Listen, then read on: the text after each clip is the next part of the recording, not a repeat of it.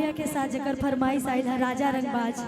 तेजा सभी रंगबाज बा हम चाहत ने सुना दे का भैया सुना दे। वाह कितना मिलाना वाला धड़के छतिया उतरल ना बोले नाक के नथिया। कितना मिलाना वाला धड़के छतिया कि उतरल ना बोले नाक के नथिया। कि 4 दिन भइले आज गबन करैले आयो भिल सुहाग रतिया मनल नइखे। कि 4 दिन भइले आहाय गबन करैले आयो भिल सुहाग रतिया मनल नइखे। कि तोहरा राजा रंगबा के मिजाज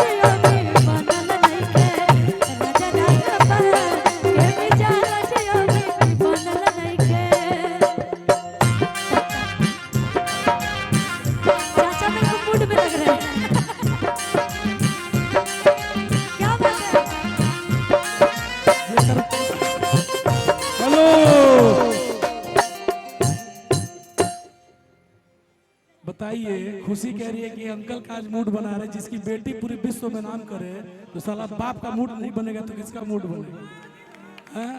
जिसकी बेटी ऐसी, जिसका बेटा ऐसा, दुनिया की इससे भी बड़ी कोई खुशी चाहिए क्या मुझे?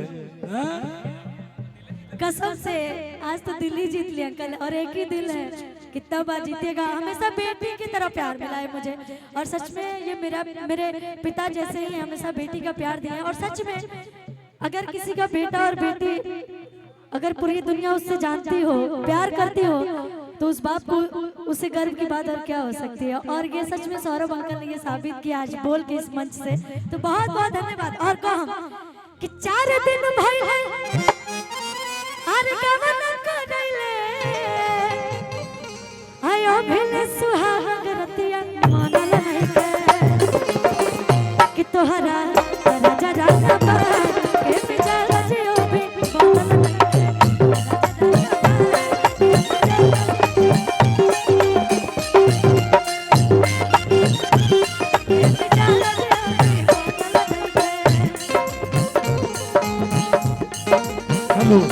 एक आवश्यक सूचना, हमारे भोजपुरी इंडस्ट्री की एक्सप्रेशन क्वीन आस्था सिंह दी आई हुई है, उन्हें सम्मान से मंच तक लाया जाए।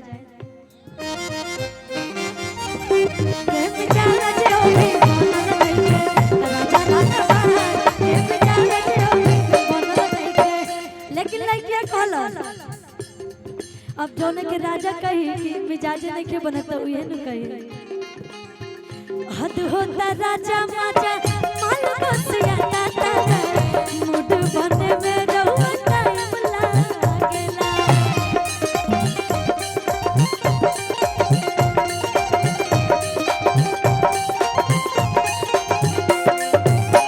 हद होता राजा माजा माल बसिया ताता मूड बने में रहुआ टाइम लागेला।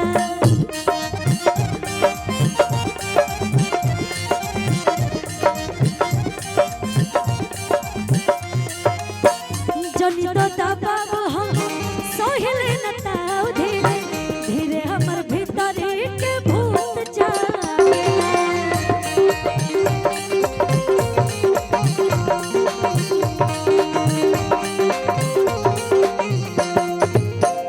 लइकिया कहतिया कि पानी हम राजे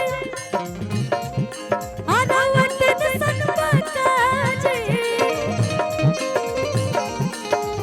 अरे कमनो हारा बाजी अबे धनल नइखे। बाते हम राजे तेन सनपकाजे कमनो हारा बाजी अबे धनल नइखे। कि तोहरा राजा रंगबा के मिजाज अबे बनल नइखे। राजा रंगबा के मिजाज अबे बनल नइखे। राजा रंगबा के मिजाज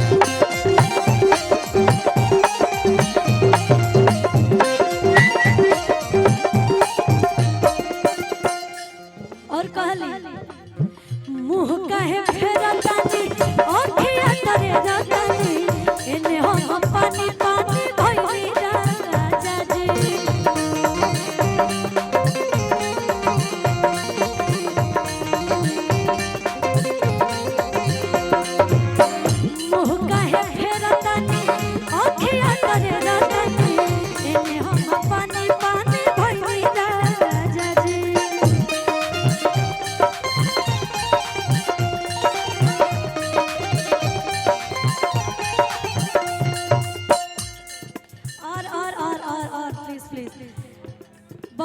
हमारी भोजपुरी जगत की एक्सप्रेशन क्वीन, पूरी दुनिया इनकी दीवानी और मैं भी इनकी दीवानी हूँ।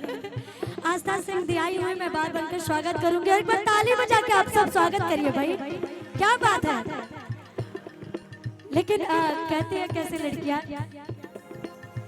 जनिता दबाव हम सोहले नता धीरे धीरे हमर भीतर के भूत जागेला।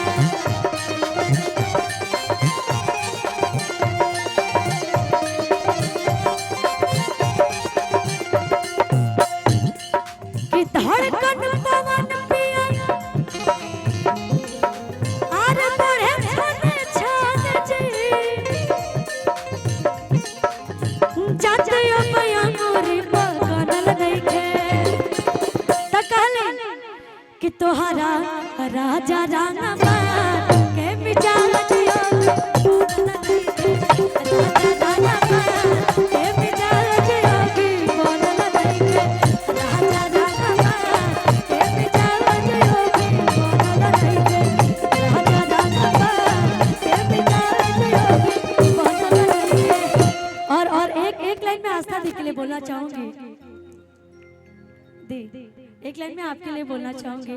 जितनी खूबसूरत है उतना खूबसूरत परफॉर्म भी करती है आपके लिए। कि गोरिया चांद के अजरिया नियन गोर बड़ा, कि गोरिया चांद के अजरिया नियन गोर बड़ा, तोहर जो के हो नइखे तू बेजान बाड़ हो। तोहर जो के हो नइखे तू बेजान बाड़ हो। गोरिया चांद के अजरिया नियन गोर बड़ा, गोरिया चांद के अजरिया नियन गोर बड़ा, तोहर जो के हो नइखे तू बेजान बाड़ हो। तोहर जो के हो नइखे तू बेजान बाड़ हो। हेलो, एक सेकंड भैया, हेलो। कहीं कुछ नहीं हुआ। चलिए। प्रेम से बोलिए सच्चे दरबार की जय।